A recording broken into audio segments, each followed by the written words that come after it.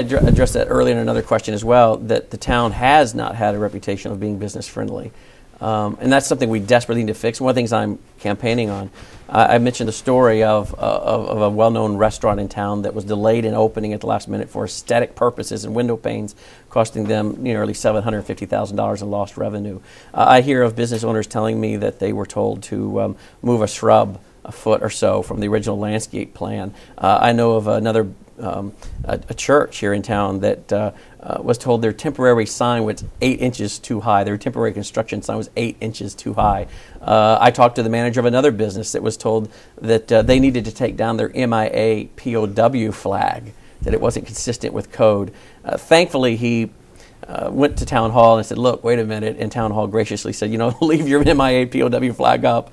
But we need to have code enforcement that is reasonable. That is, you know, the spirit of the law gives life, the letter of the law kills. And we need to use the spirit of the law with code enforcement. Code enforcement is important for safety reasons, for aesthetic purposes, and for property values. We need to have codes and code enforcement, but we also need to be reasonable and go with the spirit of the law, have common sense government. And that's one of the things I want to return. In the area of business as well, again, I think when you look at plans and you sign off on plans, unless it's an emergency issue, a safety issue, you need to take your time, do your due diligence as a town, sign off on your construction plans, and then let your businesses run and do that. Not coming back in and changing things on them over and over again.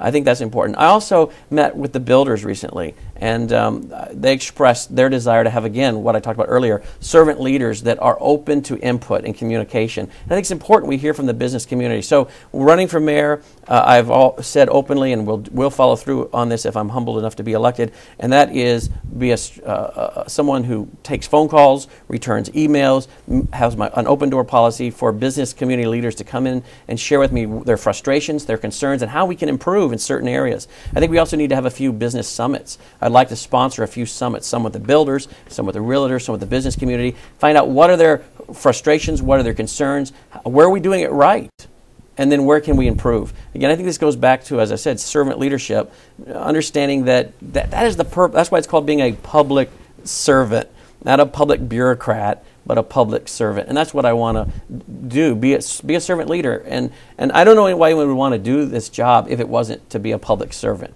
Nobody, I think, runs for the office of mayor that pays, I think, $15,000 a year. So if you have a passion for serving your community, if you like people and you enjoy public policy, then this is a great job. You know, Carterville is a great town. I could live anywhere in the country. I own my own business, and I could live anywhere in the country. I was born in Jackson, Mississippi. My parents were born and raised in Brownsville, Tennessee, about 40 miles from here. Our family farm has been in the family for over 100 years, is still out there. And I could live anywhere in the country. And after moving around the country in other business ventures, my father moved us around the country, being with the U.S. Department of Agriculture.